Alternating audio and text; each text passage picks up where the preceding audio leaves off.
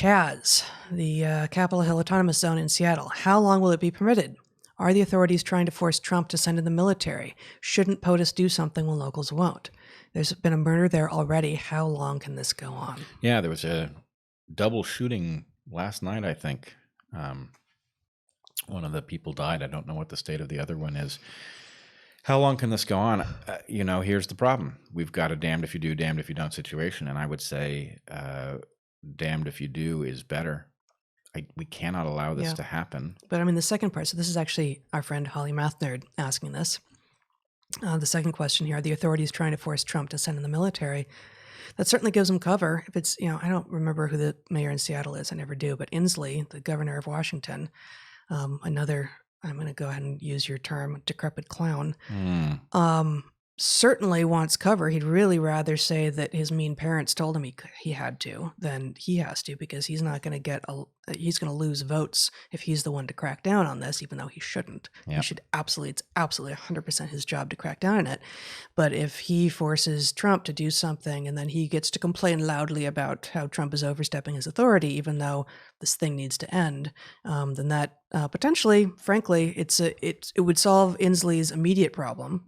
But it probably also continues to feed Trump more approval. Yep. I think there are a lot of games that could be played. For one thing, Inslee has aspirations for higher office, or at least he did until recently. It's possible that the idea is to get Trump to do something that will be unpopular in certain places and will shift votes to Biden or something. I am going to push back on your use of the reserved term decrepit clown. Because Inslee isn't decrepit? No, he's decrepit, and he's a clown. But I would say he is a B-list decrepit clown. True, yeah, B-list decrepit clown, which is in some ways an even harsher criticism. Oh, really. It's harsher. Yeah, B-list decrepit clown. B-list decrepit clown. Yeah, that's good. Yeah, very good. We don't like this guy. No. Well, he hung us out to dry. Yes, he did. He absolutely hung us out to dry. 100%. That's the reason that we take such a dim view of him. Yeah. Well, also that he's dim. Yeah, he is dim. Yeah, you actually interacted with him, right? One of your TED Talks. I was on a panel with him. No, it wasn't TED Talk. It was a talk at Evergreen on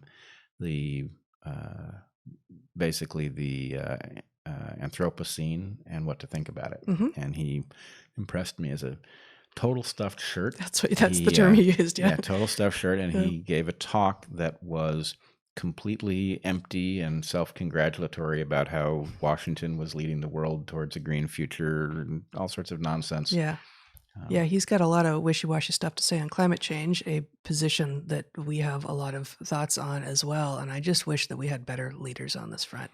How dare he be the guy that's going to be carrying that flag? Yep. So B-list decrepit clown. Yeah. Excellent. How do we determine if the collateral damage of the protests and or woke culture is worth it? We've been taught that the Black Panthers were necessary for MLK to be more palatable. What if all this works?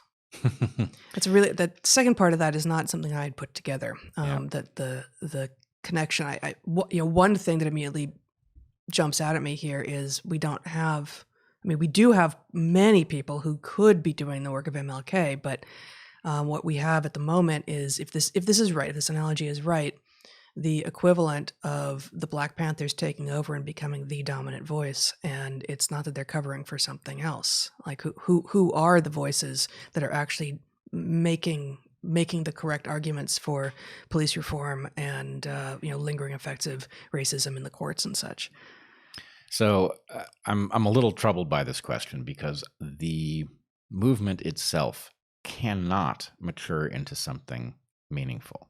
It is too convinced of wrong things. And what we are seeing in the horizontalness of its exercises of power, the fact that it is toppling institutions from within and causing them to start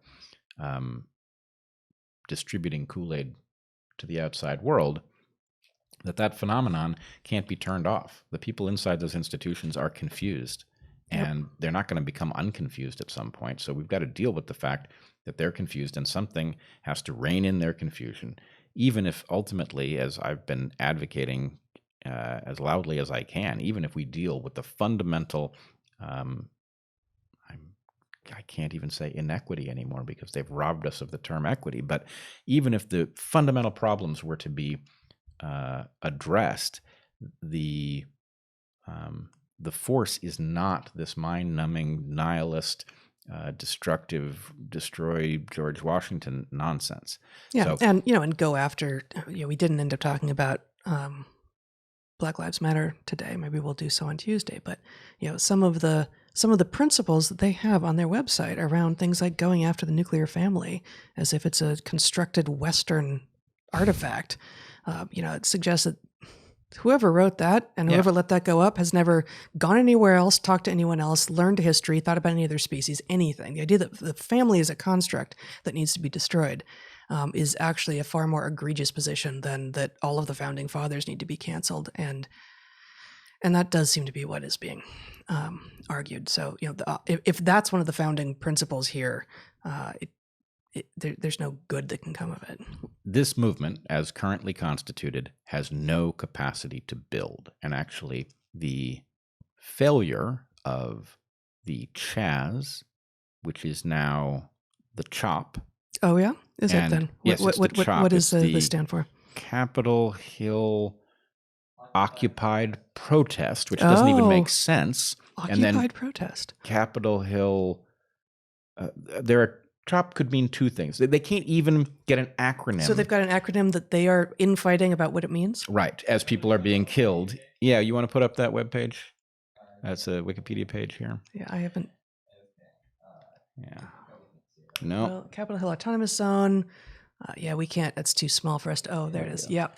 It's also known as Free Capitol Hill and referred to as the Capitol Hill Organized Protest and the Capitol Hill Occupied Protest. So if you can't get your acronym straight so that there are 4 terms running around for exactly the same location and people are being shot, there's a pretty good chance you don't really know how civilization works and you're not the people to whom it should be handed over. This is one of the things that happens when you abandon the idea of leaders, and this is what you've talked about now on Joe Rogan and elsewhere, and here, this is what we saw, but you saw more intimately with Occupy. Yep. That from the beginning it was understood to be leaderless by intention. Yep. But the leaderlessness was, of course, gamed, as it always will be, as it always will be. So the final answer to that question, though, is the movement cannot build.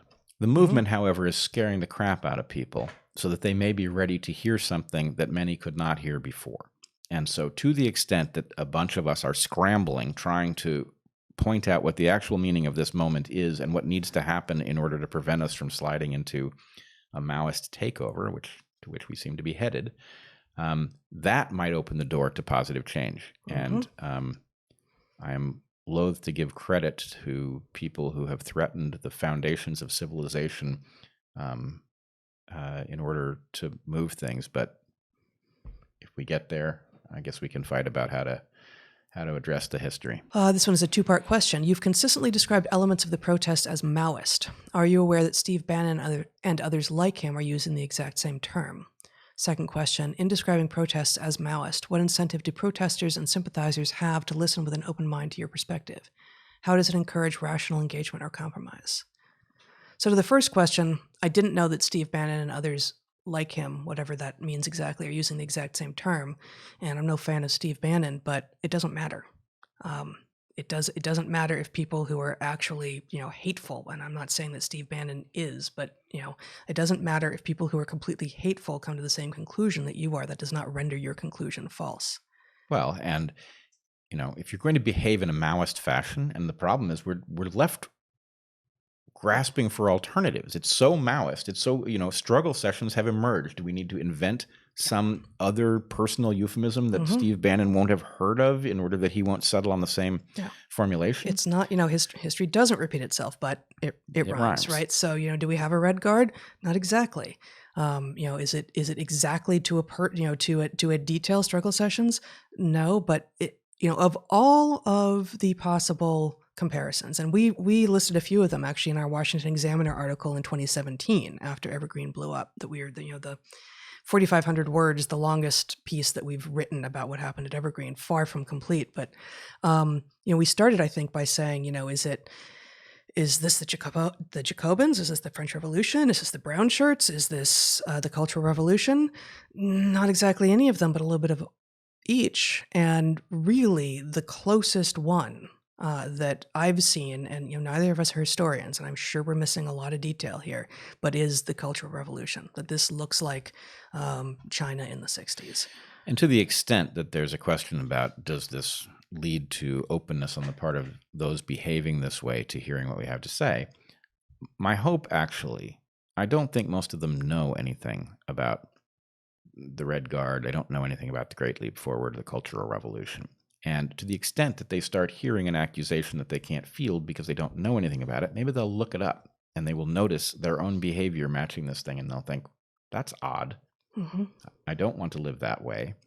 Why am I behaving in this fashion? Now, I'm not expecting that to wash over them, but to the extent that one could plant a seed that got them to look up something useful, the parallel is too close to be ignored. And you can't really, I mean, we get into this too with the lab leak hypothesis. Mm-hmm. Trump has politicized the idea that maybe this came from the Wuhan Institute of Virology. What are we to do? Not talk about it because Trump has something that overlaps sort of with what we're saying? This is anti-science. Yeah. This is dismissing ideas on the basis that someone else who believes it is hateful or antithetical to the cause that you believe in. This is explicitly anti-scientific. I will say that in the last couple of weeks, I asked some friends for their suggestions as to how to learn more about the Cultural Revolution, because I read a bit decades ago when I was in high school and college, and really haven't gone back recently. So as you know, I've got this pile of books now waiting for me to dig in, and I've poked in a few places, and it's hard not to act as a verificationist, right? It's hard not to just see the confirming examples. And I'm trying to do the falsificationist thing that we always try to do. But so far, and I'm not very far into any of them, I am more affirmed in my sense that this looks more like China in the 60s than any of these other examples that we have. Yeah. And I think it's good that you've got the books, and I think we know they're not going to burn themselves. So I certainly hope not. Yeah. Self-immolating books. Great. Hey, that's a thing. Oh, yay.